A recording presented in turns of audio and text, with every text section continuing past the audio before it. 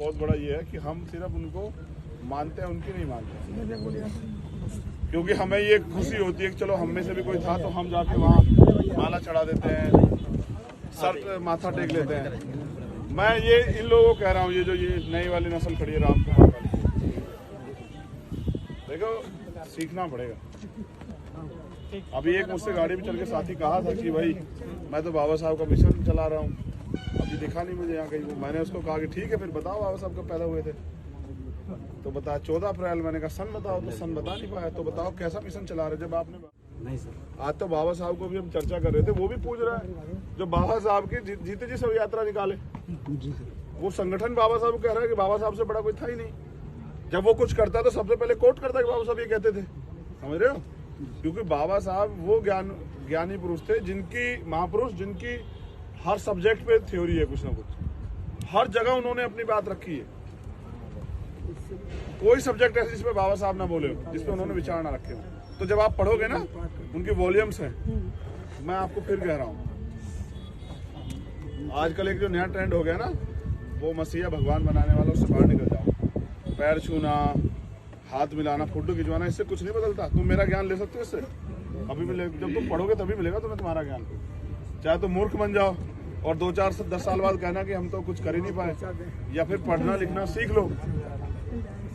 जब पढ़ना लिखना सीख जाओ, हमसे तो 2 बच्चे आज मिले थे, ऐसे हमने पूछा कि बताओ कितनी उम्र है, एक ने कहा 16 साल, तो हमने कहा आज के बाद हमारी रैली में माना मत। जब बालिग हो जाओ, अभी अपनी पढ़ाई पूरी करो, जब बालिग हो जाओ और समझ जाओ लड़ाई को, तब आना। क्या करोगे आगे? अभी तुम्हारी जरूरत किताबों को है तुम्हें, और तुम यहाँ घूम रहे हो, समय खराब कर रहे हो। क्यों कर रहे हो? ना तुम हमारे वोटर बन सकते हो, ना तुम अभी इतने क्या नाम वो हुए, क्या नाम परिपक्व हुए कि चीजों को समझ सकते हो। अभी जाओगे तो फिर जाके वही काम करना है जो तुम्हें करना है। तो इसलिए मेरा कहना आपसे ये है कि ज्यादा जितना हो सके महापुरुषों का लिटरेचर पढ़ो। अब ये जो है ना अहिल्याबाई होलकर, अब मैं लिख के देता हूँ, जितने यहाँ लोग खड़े हैं मेरे 99% लोगों ने पढ़ा ही नहीं है उनको, है ना? पेरियार साहब जितना तो जितनी चोट पाखंडवाद को पेरियार साहब ने दी, इतनी तो किसने दी नहीं। उन्होंने तो बिल्कुल थ्योरी उलट कर दी, भगवान के कॉन्सेप्ट को जीरो कर दिया उन्होंने। वो तो मूर्ख बताते हैं उनको, समझ रहे हो? चोर लुटेरा बताते हैं, डरपोक बताते हैं। आपने पढ़ा? जी सर। तो जब पढ़ोगे तभी तो समझोगे, वरना तो आप भी फिर वहां कहीं माथा होता टेक के सोचोगे जीवन बदल जाएगा। बाबा साहब क्यों थे इस देश के लिए पूजने, पता है? क्योंकि वो ज्ञानी थे। सोचो बाबा साहब अगर 10वीं पढ़े होते तो कोई संविधान लिखवाता हमसे? कभी नहीं। बाबा साहब इस देश की मजबूरी बन गए थे ज्ञान के बदले, वरना इतना बड़ा कॉन्स्टिट्यूशन, दुनिया का सबसे बड़ा कॉन्स्टिट्यूशन कैसे लिखा जाता? और उसमें भी जो उन्होंने सहमत किया लोगों को अपनी बात से, तो ये किसके बदौलत? ज्ञान के बदौलत। ज्ञान कहाँ से मिलेगा? सीखने से। और उन्होंने कहा ना, मुझे मूर्तियों में खोजने की जरूरत नहीं, मैं किताबों में हूँ। तो हम कहाँ खोज रहे हैं उनको? मूर्तियों में। तो मूर्तियों से क्या मिलेगा? कबीर साहब कहे ना कि पत्थर पूजे से भगवान है तो मैं पूजे पहाड़, समझ रहे हो? भगवान कहाँ है पता है? आपके अंदर। उस सोए हुए ज्ञान को जगाओ, और वो कहाँ से जागेगा? पढ़ने से। नहीं पढ़ोगे तो मूर्ख बन जाओगे। फिर 5-7-10 साल बाद कहोगे कि बाबा साहब का मिशन चला, कुछ हुआ तो है नहीं। तो बाबा साहब का मिशन हम इसलिए चला रहे कुछ हो जाए। हम इसलिए चला रहे हैं कि क्योंकि ये मिशन है, इसको खाना पीना नहीं, इसको पढ़ना पढ़ाना, कि आने वाली पीढ़ियां सीखें, वो करें। भाई अगर ये रुक जाएगा तो फिर मिशन आगे कैसे बढ़ेगा? हमने एक सफर तय किया है जो यहाँ से रांची का है, और हम यहाँ से लातेहार जाके रुक जाते हैं, तो सफर कैसे पूरा होगा? कोई अगर हम नहीं जा रहे तो उसको कोई और आगे लेके जाए, तभी तो जाएगा ना। इसलिए रुक गया है, समझते हो ना रुक गया है जी। तो समझते हो तो फिर इसको आगे चलाने में मदद करो, या फिर उन नेताओं को ढूंढ लो जिनका अंतिम लक्ष्य पैसे वैसे कमाना है, जो चमक दमक देख के राजनीति में है, उनको ढूंढ लो। उनके वो चमचे चाटुकार बन जाओ तो शायद तुम्हारी जिंदगी में कुछ बदल जाए। अगर मिशनरी बनना है तो फिर इससे बाहर निकलो। अंधविश्वास, पाखंडवाद, झूठ, लालच, फिर लाओ महापुरुषों को। देखो मिशन किसका है ये जो हम चला रहे हैं? बहुजन समाज, बाबा साहब भीमराव। खाली बाबा तथागत बुद्ध से लेके कांसीराम साहब तक का तथागत बुद्ध से लेके काशीराम साहब तक का महापुरुषों का मिशन है। ज्योतिरापुर है। गौर करो इस बात पे। तो रास्ता किसका होना चाहिए चलाने के लिए?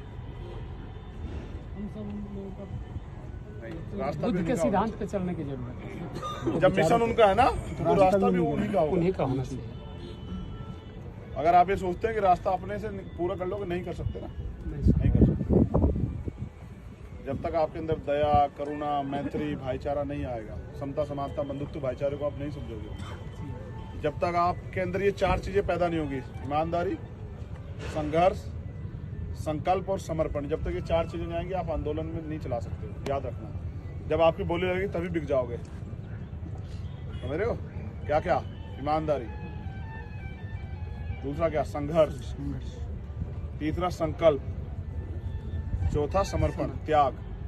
देखो जैसे मैंने एक दिन हाथरस वाला इशू याद है आप लोगों को? जी सर। उस दिन मैंने तय किया था अपनी माँ को वो करके, उनसे उन्होंने मुझसे कहा कि अरे मत जाओ, खबर ये कि वो पुलिस तुम्हारे इनकाउंटर कर देगी। तो मैंने उनसे कहा कि सोचो अगर वो आपकी बेटी होती और उसके साथ ऐसा होता तो आप मुझे रोकते क्या? वीडियो भी आया था सर। तो उन्होंने मुझसे कहा कि नहीं जाओ, अच्छा जाओ। उस दिन मैंने तय किया था कि माला नहीं पहनूंगा। और 90% हमारी यूनिट के लोग जानते हैं, फिर भी माला ले खड़े रहते हैं। और मैं देखता हूँ, हंसता हूँ कि देखो कितने बड़े मूर्ख। जो नहीं जानते उनको तो बेचारों कुछ पता नहीं, उनको चलो उनकी बात नहीं है। लेकिन जिनको मैंने बता रखा है माला नहीं पहनता, वो भी ले खड़े रहते हैं। जिन कहते हैं भैया एक बार पहन लो, क्या हो जाएगा भाई?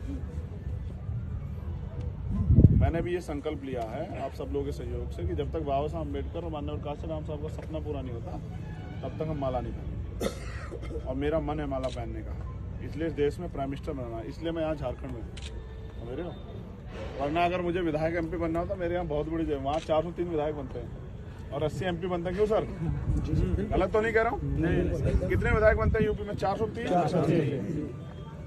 और 80 MP बनते हैं। मैं झारखंड में क्यों? कि भाई जाग जाओ। मैं अपना समय यहाँ इसलिए दे रहा हूँ कि आप लोग भी खड़े हो जाओ, क्योंकि एट द लास्ट लड़ाई आपको लड़नी है। कोई भी यहाँ पट्टा करवा के नहीं आया कि वो 100 साल जिएगा। जितना मुखर होकर लड़ेगा उतना ही व्यवस्था में बैठे लोग उसको निपटाने के लिए प्रयास करेंगे। तो इसलिए तुमसे कह रहा था राम कुमार